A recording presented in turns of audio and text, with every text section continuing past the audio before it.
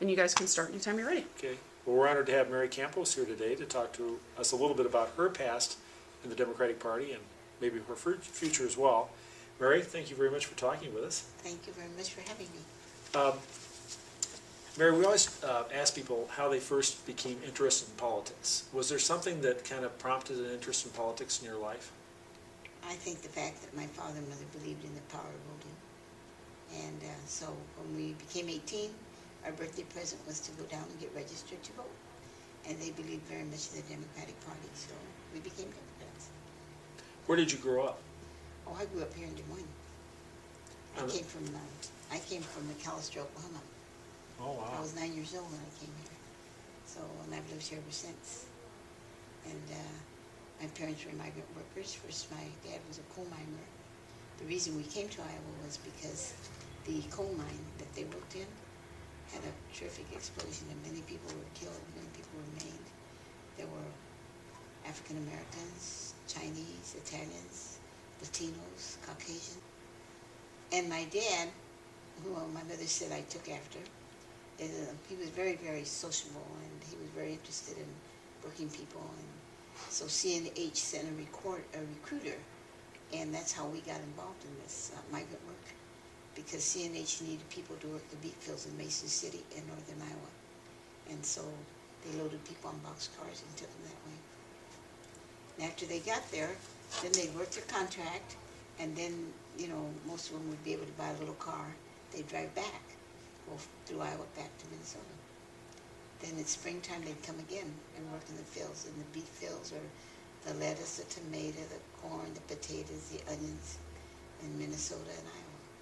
And then one year, my dad, on the way back, got sick, and he had to go, well, he had the presence of mind and drove us to the police station because he was so sick. And so the police took him to Broadlands, and he had a ruptured tongue. And I remember Dr. Daniel Crawley was the doctor, and he took care of my dad. And Tony Mihaljevic was our savior. So we really were indebted to Tony Mihaljevic. He was a wonderful policeman, and I think that's why I have a lot of feeling for the police department, because he was very kind to us. He helped my mother. We ended up renting a house on Southeast Jackson, and we became Des Moines residents, just like that. Just passing through town, and you decided to stay. We stayed. So it reminds me of the people that were going west, you know. They had their buggies and they were going to do something. We ended up staying here. Did your dad's career change after that? Yes, after he became well, before he did get a job here, my mother, I tell this story quite often, my mother would make tamales and my dad would go down on Locust and Walnut, and he'd sell tamales out of his little wooden barrel, little cart that he made. 100 dozen a day my mother would make. So tamales is not my favorite food. We were born making tamales, but she made pretty good tamales. And then Dad got a job with the Bruce Transfer Storage and became a truck driver. And then the ones that went to the beet fields in were other people.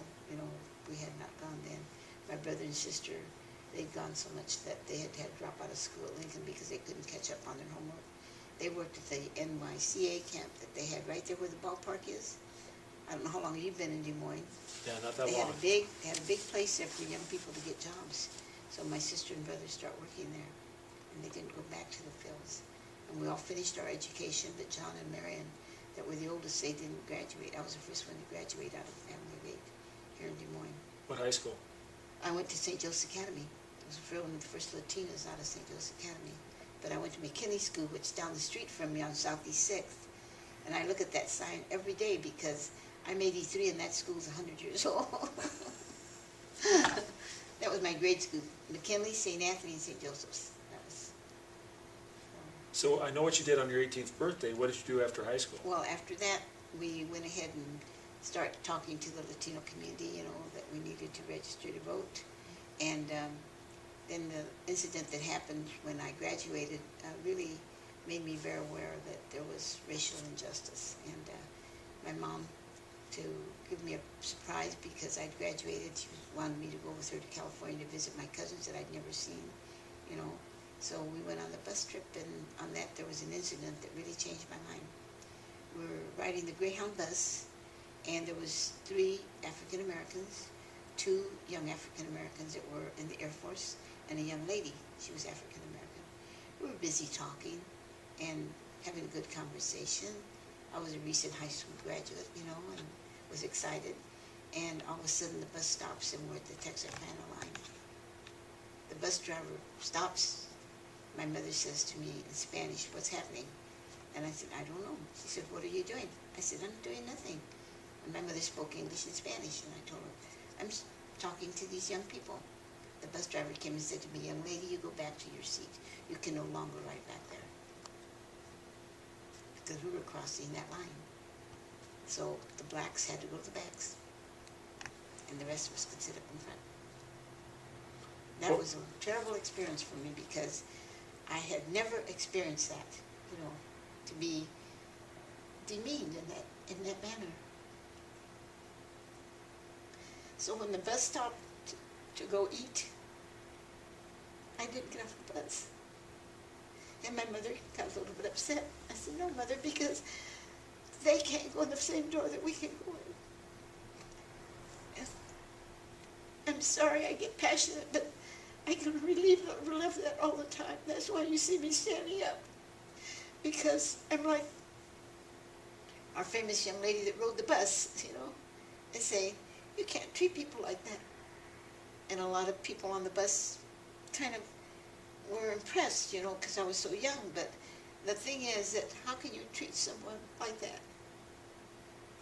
And when I see it happen in my own community today in the 21st century, it hurts.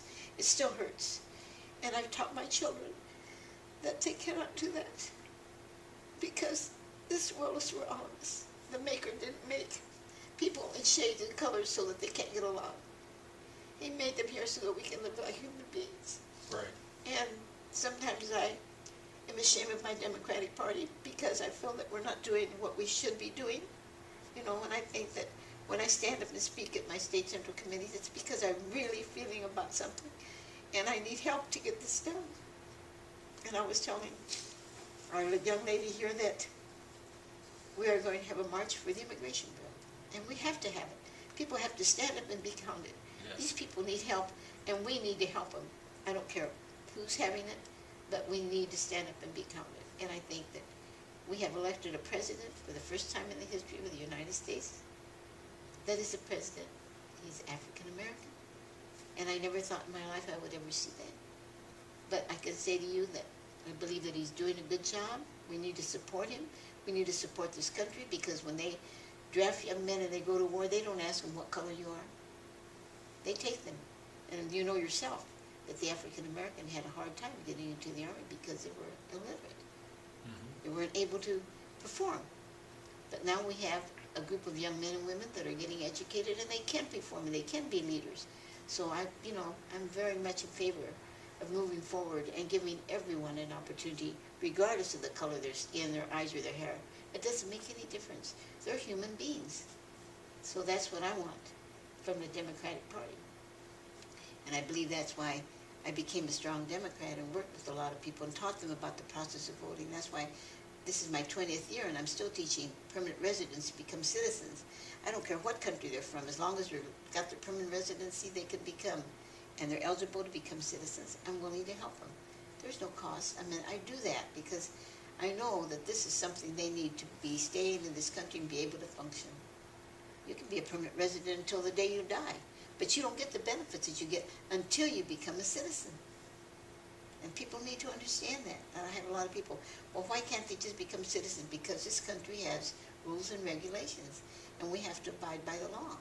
But if there's a possibility that we can change some of these laws so that they aren't so tough and so expensive for you to become a citizen. And I've said to some of my very dedicated Democratic leaders, you aren't giving them American citizenship, you're charging them. I don't care what country they're from, they're paying a great deal of money to process those papers and become a citizen. Right. That's one thing that's really bothers me, you know. And I would like to see things change. And so when Wayne Foreman, well, first of all, when we first became active in the Democratic Party and we came to the party as Hispanics that wanted caucus and representation, there were a lot of other hardworking Latinos along with me, John Elba, Lando Valdez, Isla Placencia, several other people besides myself. I can't say that I'm the one that started it. We were a group of people that got together and came to the party, and we were acknowledged, and we started the Hispanic Caucus. And then when Wayne and I met, and he felt like I did about minorities, then we went ahead and started the Presidential Forum,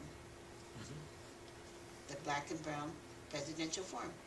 And the last Presidential Forum we had, I told him, now it's going to be the Brown and Black, because we have the minority. We're no longer the minority, we're the majority, you know. But it's something, and the reason I wanted that also, Tom, was so that common, ordinary people could feel that they could walk in the door and meet men and women that were running for the presidency. They were being included. It wasn't like, okay, we're out there knocking on doors asking people to vote. But when do I get the opportunity to see them real live person sitting up on a stage so that you can see them, and then maybe some of them would be kind enough to say hello to you or ask how are you, where did you come from, all these other things, that social, personal contact that is very important.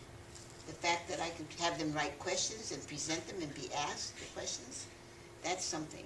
Because a lot of times when presidential candidates came into this town for many, many, many years, unless we were of the upper echelon or the social register, you weren't invited to those things.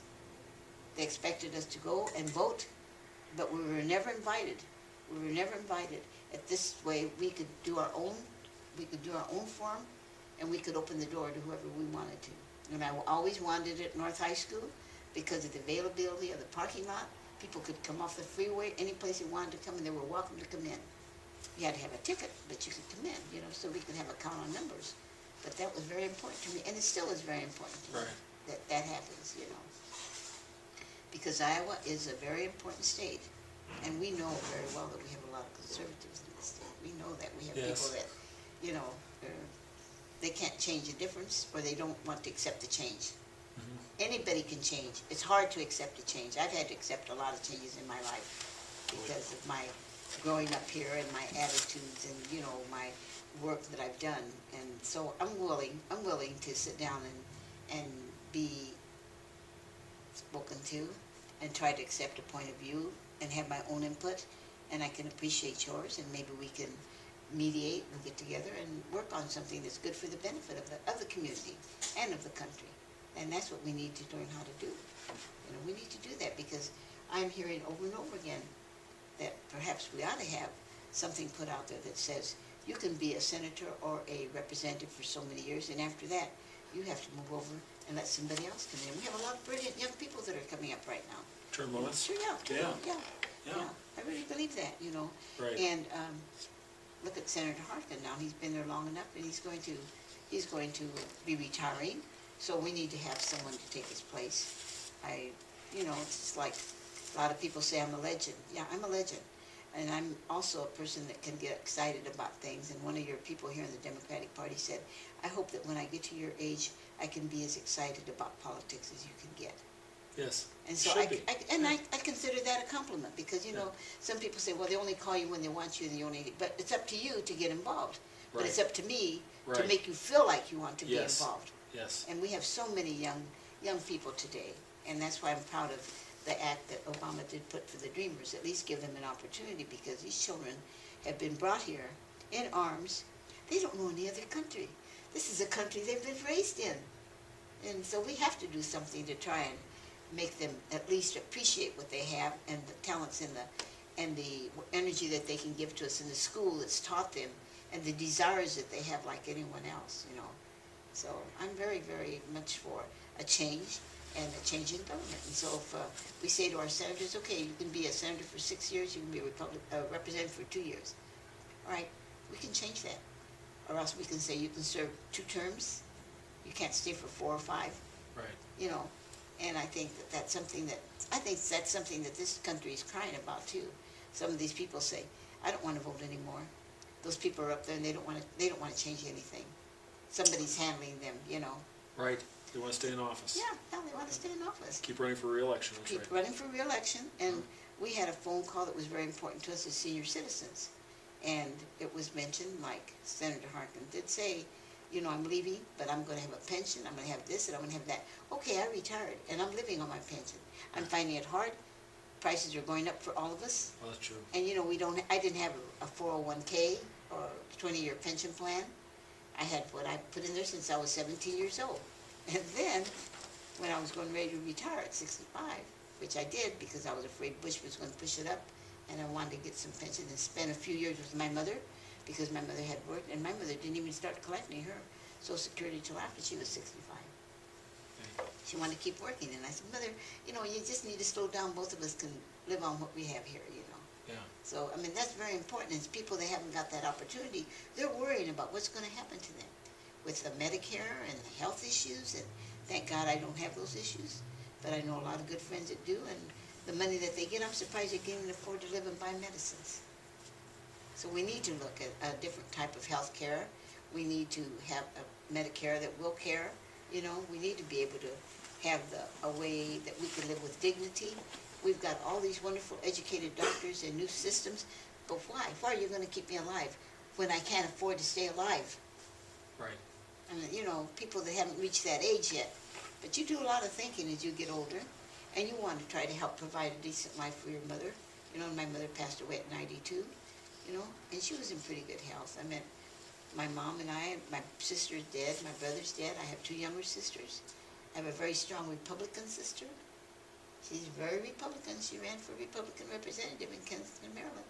So we do practice politics. We are involved in the parties, Right. And you're a typical American family. It's not unusual to have people from That's both right. parties. Yeah.